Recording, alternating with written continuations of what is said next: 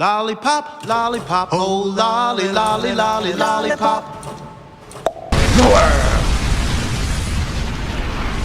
What's going on, guys? This is Fatal Veracity, bringing you LolliPop M.O.A.B.s Episode 4. Probably right about now you're like this.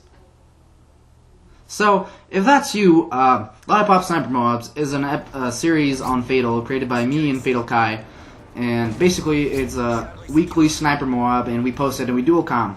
But unfortunately, Fatal Kai, for the second time now, mad face, cannot be here.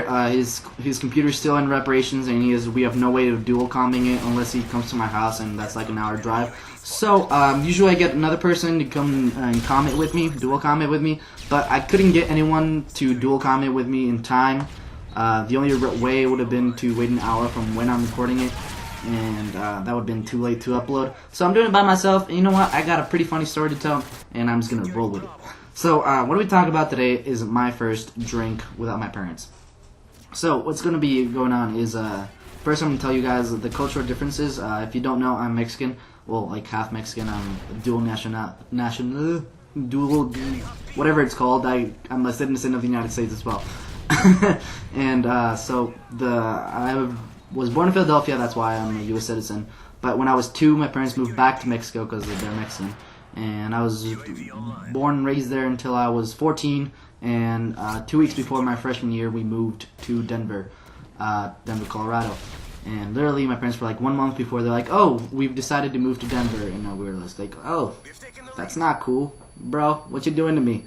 And so I had to leave a lot of friends behind and stuff. So we got here 2 weeks before freshman year, and this story takes place before that. So the cultural differences are, in Mexico, it is as long as you can see over the bar, you are socially acceptable. Like, the bartender will probably serve you something to drink. Like, if I'm in a restaurant with my parents and they're passing out the wine, without even, like, IDing me or anything, he'll, like, ask me if I want some. And usually I'll say yes, because wine's really good. I'm really into, like, my family's really into wine. But that's not the point. So, my first drink was probably when I was, like, 9 or 10. My dad, like, sat down with me one day, and he's like, "Let's see if you like this." And he gave me some whiskey, some tequila, I don't know what to say in English. And that's just, it tasted horrible. If you remember your first time, maybe if you've never drank before, the first time, it will be just utterly horrible. So, I soon grew to like it around, like, 12 and 13. I started to like wine and stuff. And when I was around 14, I think it was spring break of last year, I was with my friends. So in Mexico, I have 2 best friends. My first best friend, I don't even consider him a friend anymore because he's like sort of my brother. He's literally gonna come live with me for a year, so I don't consider him a friend anymore. He's my brother. What's up, bro? And his name's Santiago. And then there's our third like musketeer, and his name's Marco. So Marco is like pretending to be like this big shot dude who like goes to parties every weekend, hangs out with like the seniors, even though he's not even a freshman, and you know the type of guy. But it's really funny. So I told him that Santiago wasn't around, so we had to do something together. And we usually don't just hang out, him and me. It's usually like the 3 of us, because me and Marco we're fags to each other and to Santiago. But he like usually when Santiago's around, we're like fags to Santiago instead of fags to each other. So it just works out perfectly, except for Santiago. So we're like being dicks to each other, and like all in good fun. You guys know how it is. And so we were talking, and he was like, "Oh, dude, you want to go get some booze?" And so I was like, "I've never done this before." And he's like, "Oh, dude, you've never done this before?" He gave me the talk that he does it like every other day, and you know how it is. And so we went out and we walked. We were 14, so we couldn't drive yet. And so we walked all the way from his house. We live in a neighborhood, and it's pretty. I used to live in a neighborhood. It's pretty big, probably like 300 to 400 houses, and it's pretty nice. Cost of living is a lot cheaper down there. And so we like walked probably like a mile. I want to say a mile. This is like super exaggerated. A mile from his house to they don't have it in the U.S. It's called an OXXO. And so, like, the competitor of OXXO in Mexico is a 7-Eleven, so I'm just going to call it 7-Eleven for you guys. So we walk to 7-Eleven, and we walk in, and the lady just knows, because this is pretty normal for a 14-year-old in Mexico to go buy some booze for, like, a party and stuff. So she's, like, giving us that look that she knows what we're up to. But I was nice to the lady, she, like, looks at me, and she was like, "Oh, do you want that?" And so, because I was nice, she, like, gave it to us without, like, trying to since it's not technically legal, she could like tell like a policeman or something. But instead of like what usually do, they you leave them a bribe or a tip or something.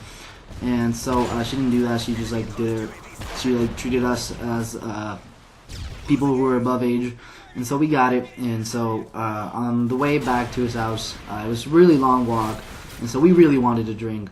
Well, at least I did. And so there was there's this little park at the entrance, well, sort of like in the middle between his house and like the end where we were. So we go to this little park in this little sandbox, and it's probably like this spring break, so it's probably like 12. And so there's no one around, so we sit down. And in Mexico, I don't know how you drink in the U.S., but in Mexico, it's very usual to mix the alcohol with some soda, some soda that you like, and you just like little by little start getting like drunk. So we started, and after a while, we started getting a little bit happy, like tipsy. Tipsy is the happy in Spanish. I don't know why we say happy because it's in English.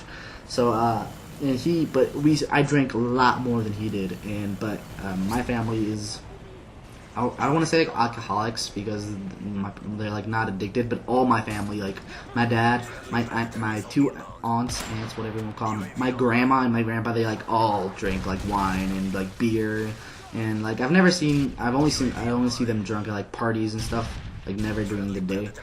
But genetically speaking, I can like hold down a lot. I can hold down a lot of alcohol. So I just got happy or tipsy, but he got drunk. Like, like I can remember everything. I'd be like, "Hey, Marco, come over here." Like we would like start walking, like 2 feet, and like by the third step, he would like trip and like faceplant into the sandbox, and it was just hilarious. So you got these two 14-year-olds, and so he starts calling like people, and like the good friend that I am, I do nothing to stop him, and just let him like act on his own drunkenness. And I can still remember what he did. He called this girl that he liked, and she was like, "You're drunk," like, and she hanged up on him, thankfully, because they had a date later that day. That's another story. So we brought some food to sober up because we didn't want to walk the whole way back. So we called his parents so they could pick us up and take us back to his house. And so we sobered up a little bit, and so he calls his parents and tells them if they can pick us up. And so they do, and like his mom picks us up, and she's like suspicious, but she like doesn't really like know. So she I'm a usually good kid, so she's like, nah, they didn't do that, so she's not suspicious. But then we get home, and his dad just like knows what we did, and he's like not pissed about it. He's like, he got the little smirk that we got away with it with like his wife. So we get home, and then later that day, we wanted to go to the mall. And so this was probably like 20-minute time span from going to his house and then to the mall, because our neighborhood was pretty close to a mall. So 20-30 minutes tops. So we get to the movies. We're hanging out with a bunch of friends, and so this is Marco. He like walks up to the lady, and he's like, "Excuse me," with like a British-ish accent because he's like tipsy. And so he's like, "Could I have 3, 4?"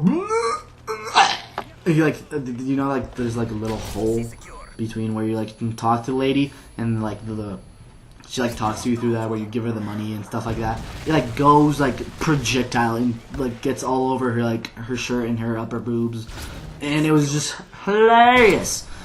And so she like freaks out on him, and she's like, "Dude!" And she like starts cussing at him. And then the manager walks out, and he's like, "Sir, are you okay? Should I call like some sort of medic?" And he's like, No, I'm fine.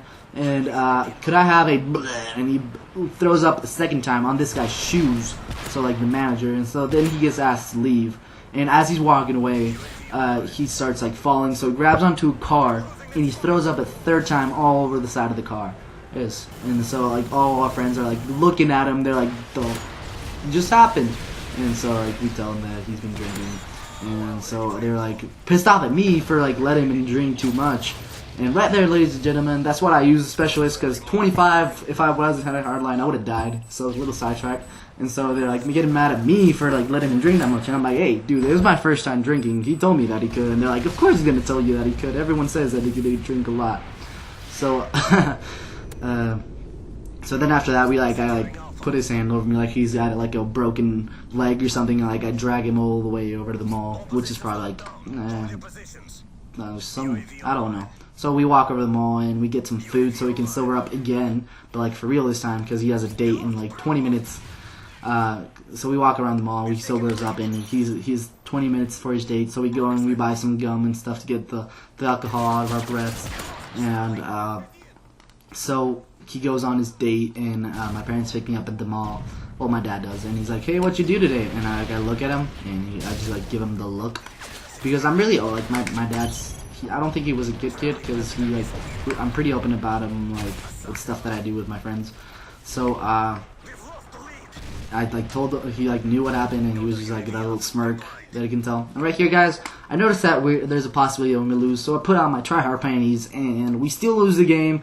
My teammates don't do shit, and we get a bad spawn, the spawn switch, and so we just lose. And so I'm really sorry for that. But for some of you who are having trouble like realizing how alcohol could be like a 14-year-old could be like drinking it, the social equivalence for alcohol in Mexico is probably like weed, at least in Denver. Like freshmen do it, and it's just like socially acceptable. Like if parents find out, they're like not like, oh, he did what? So I don't know if you think that I should have drank